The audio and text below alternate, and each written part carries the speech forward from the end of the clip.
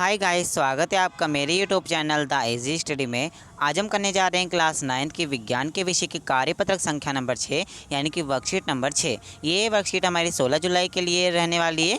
आज की इस वक्त में हम बेहद ही इम्पॉर्टेंट टॉपिक के बारे में डिस्कस करेंगे, जो कि है जल प्रदूषण। जल प्रदूषण का मतलब होता है जो जल को किसी भी अशुद्ध पदार्थ के साथ जब उसे मिक्स किया जाता है यानी कि उसमें डाला जाता है तो वो क्या होता है, जल प्रदूषित हो जाता है, यानी कि वो क्या नाम है, उपयोग के लायक नहीं होता। ठीक है, तो उसे बोलते हैं जल प्रदूषण। जल को गंदा करना का मतलब होता है जल प्रदूषण।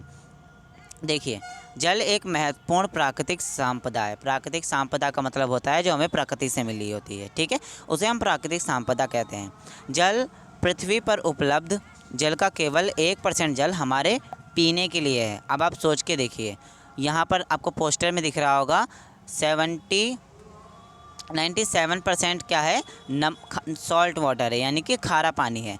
2% है फ्रोज़न वाटर यानी कि फ्रेश वाटर, जो कि पीने लायक तो नहीं है लेकिन वो फ्रेश है। ओके, और 1% है केवल और केवल हमारे पीने लायक पानी।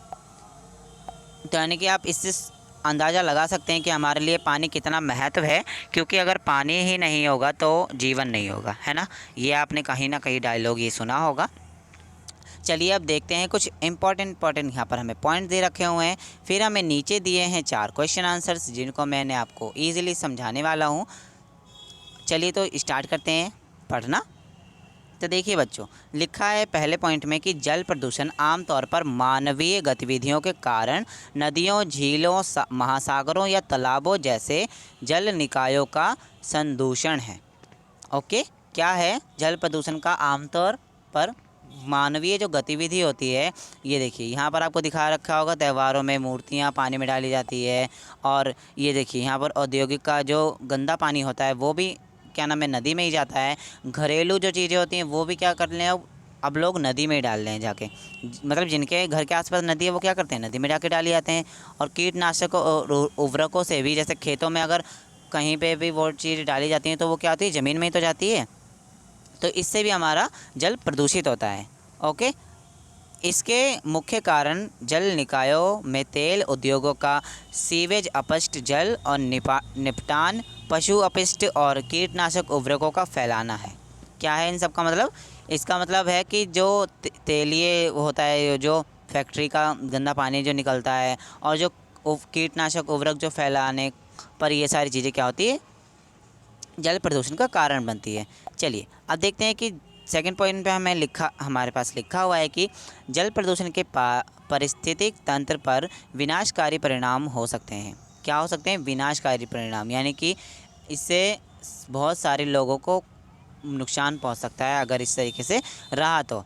इसका परिणाम यह खाद्य श्रृंखला को प्रभावित कर सकता है और समुद्री जीवन को भी प्रभावित कर सकता है, क्योंकि नदियों का पानी क्या होता है, कहीं पर जाकर आपने देखा होगा, गंगा जाकर पता नहीं कहाँ कहाँ जाकर कौन कौन सी नदी में मिलती है, तो वो क्या होता है, जो गंगा का पानी होता है वो तो फिर उधर ही जाके मिल जाता होगा ना। तो उससे क्या होता है, समुद्री क्या नाम है, जीवन भी प्रभावित होता होगा। समुद्री जीवन का मतलब होता है जो समुद्र के अंदर जीव जंतु रहते हैं, उनके भी तो पास जीवन है ना, वो भी तो वो जीवित है ना, निर्जीव तो है नहीं वो। तो इससे क्या होगा, समुद्री जीवन पर भी प्रभावित पड़ेगा।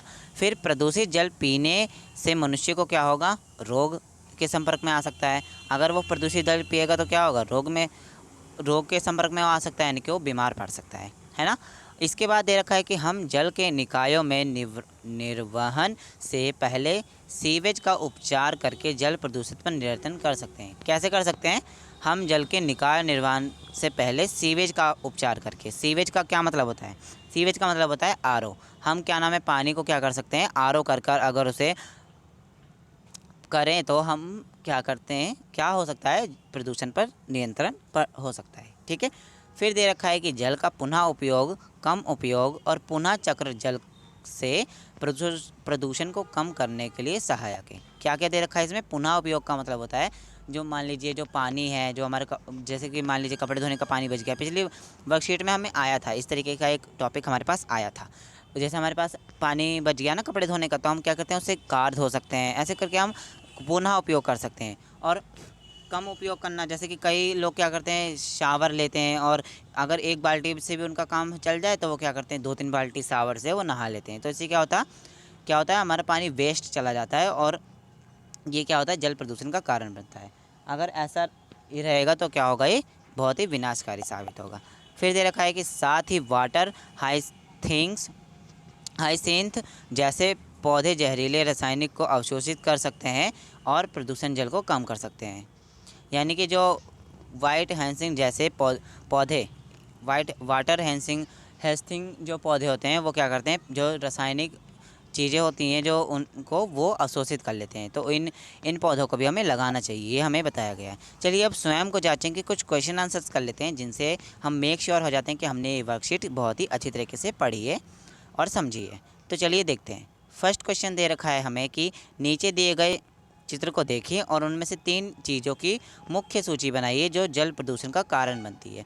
3 चीज़ों की मुख्य सूची। अब आपको यहाँ पर क्या लिखना है मैं बता देता हूँ आपको। यहाँ पर आप लिख सकते हो, देखिए यहाँ पर आपको दिया हुआ होगा, यहाँ पर देखिए यही आप लिख सकते हो। देखिए घरेलू सीवेज, उपस्ट जल, औद्योगिक और कीटनाशक उर्वरक, यही तो 3 मेन टॉपिक हैं, है ना।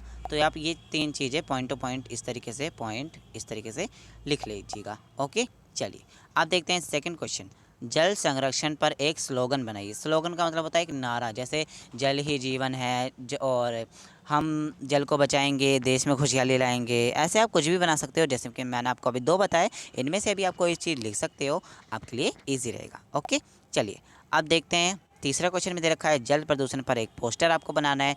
तो फटाफट से जाइए, ड्राइंग बुक लेके आइए और अपने पोस्टर बना लीजिए।